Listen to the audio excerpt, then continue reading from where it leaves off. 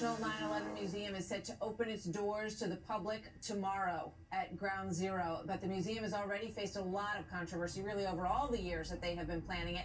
But the latest one is about the gift shop, because some of the victims' families say they think it's disrespectful to sell things like hoodies and caps and other items at that tragic memorial site.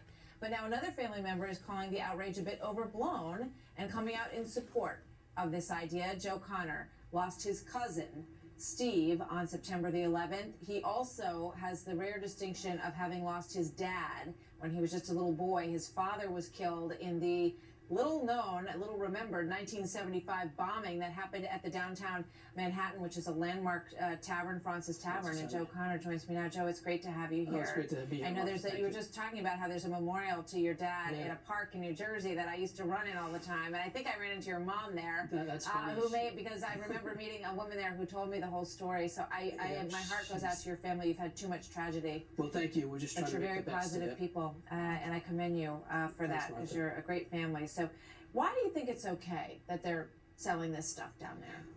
The museum, first of all, the museum is magnificent, and it's cavernous, it's massive, and it's such a tribute to not only that day, but to each individual who died. They were somehow able to combine the individual with the event, and it was pretty incredible the way they've done it.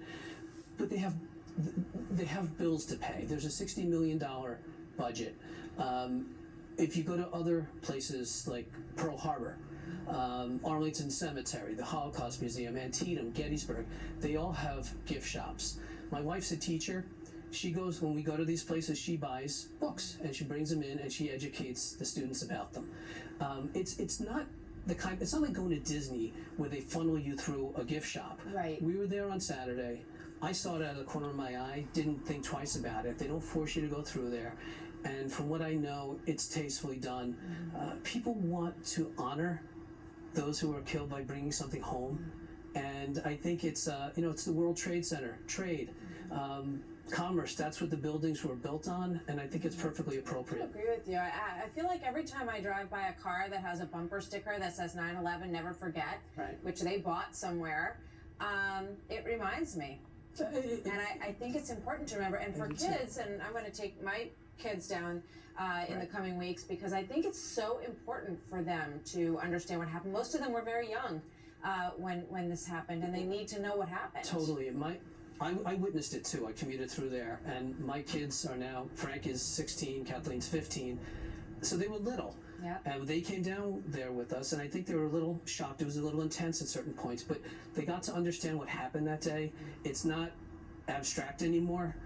They really felt it, and you could see the change in them. So I think it was very healthy. We debated a bit about it, but they needed to know what I saw and what people went through, and how Steve died, and it was very important. And I think it's really done well. I can't stress that enough. It's hard to say looking forward to it, but I think it's important. And I think we just had a picture of Steve, your cousin, who you lost on that day. Yeah. As we mentioned, your dad. So your family's been hit twice by just unbelievable terrorist action in this city. Absolutely, in the city. And the one thing is, as a 9/11 family member and a Francis family member, people